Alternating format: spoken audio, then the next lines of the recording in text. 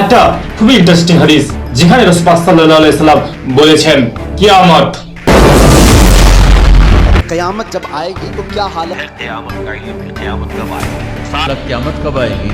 ये बच्चे क़यामत कब आएगी? ততক্ষণ পর্যন্ত আসবে না যতক্ষণ পর্যন্ত তোমরা অর্থাৎ মুসলমানরা এমন এক জাতির সঙ্গে যুদ্ধ করবে যাদের চোখ হবে রেড অর্থাৎ লাল, নাক হবে চেপ্টা এবং চোখ হবে ছোট ছোট, আর মুখ হবে ঢালের মতো সমতল, আর তারা পশম বা চুল দিয়ে তৈরি করা জুতো পরবে। Prophecies are not just predictions, they are warning for humanity. Now রাসূল পাক সাল্লাল্লাহু আলাইহি সাল্লাম এর ওফাত পর্যন্ত তিনি পুরো আরবকে ফাতা করে ফেলেন। মুসলমানদের সাম্রাজ্য পুরো আরবে ছড়িয়ে পড়ে।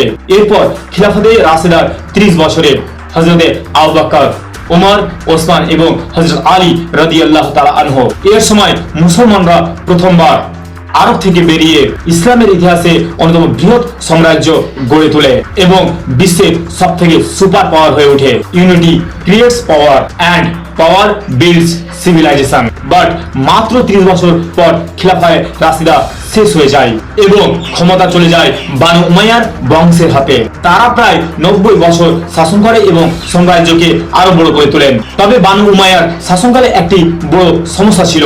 এই শাসন ছিল মূলত আরবদের জন্য, যেখানে নন আরব মুসলমানদের কোনো গুরুত্ব দেওয়া হতো না।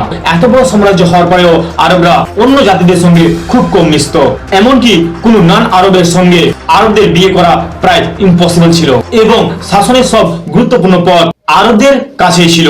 Injustice within an empire is the beginning of its downfall. এই বৈষম্যের কারণেই মানুষের মধ্যে ক্ষোভ বাড়তে থাকে এবং শেষ পর্যন্ত বিদ্রোহ শুরু হয়। এরপর ক্ষমতায় আসেন আব্বাসীয় বংশ। রাসূল পাক সাল্লাল্লাহু আলাইহি সাল্লামের চাচা হযরত আব্বাস রাদিয়াল্লাহু তাআলা আনহু এর বংশধর। আব্বাসীয় আমলে মুসলমানদের শক্তি তার সর্বোচ্চ স্থান পর্যন্ত পৌঁছে যায়। এই সময়কে পশ্চিমা ইতিহাসে ইসলামিক গোল্ডেন এজ বলা হয়, যখন বাগদাদ আব্বাসিয়া খিলাফতের ক্যাপিটাল ছিল এবং পৃথিবীর সবথেকে শক্তিশালী শহর ছিল।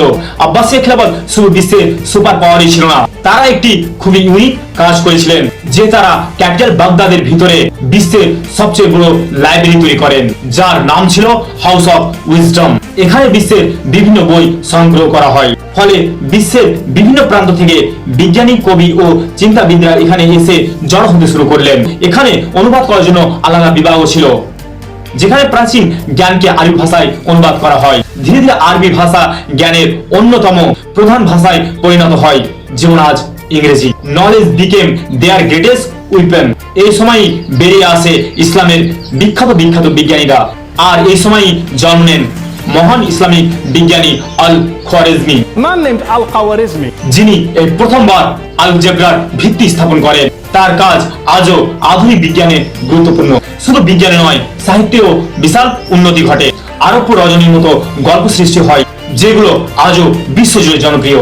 1001 Night. For example, Aladdin, Alibaba, They all know about Alibaba. এবং Zimbabwe. They ruled mind before they rules land.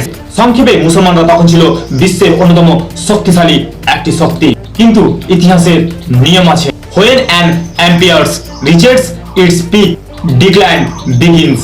Abbasi খিলাফতে বিভিন্ন জাতির মানুষ শাসনে অংশ নিতে পারত, পার্সিয়ান, তুর্কি, গ্রিক সবাই। এই সময় তুর্কিদের নিয়ে গড়ে তোলা হয় শক্তিশালী সেলজুক বাহিনী। কিন্তু ধীরে ধীরে এই সেলজুক বাহিনী এত শক্তিশালী হয়ে ওঠে যে তারা পুরো ক্ষমতা নিজেদের হাতে নিয়ে নেয়। খলিফা শুধু নামমাত্র নেতা হয়ে থাকে। A ruler without power is just a name. এরপর ধীরে ধীরে সাম্রাজ্য দুর্বল হয়ে পড়ে, চারিদিকে শুরু হয় এক মহাবিদ্রোহ। এক সময় এই বিশাল সাম্রাজ্য ছোট ছোট অংশে বিভক্ত হয়ে যায়। এর ফলে প্রথমবার মুসলমানদের হাত থেকে ফিলিস্তিন ছিনিয়ে নেওয়া হয়।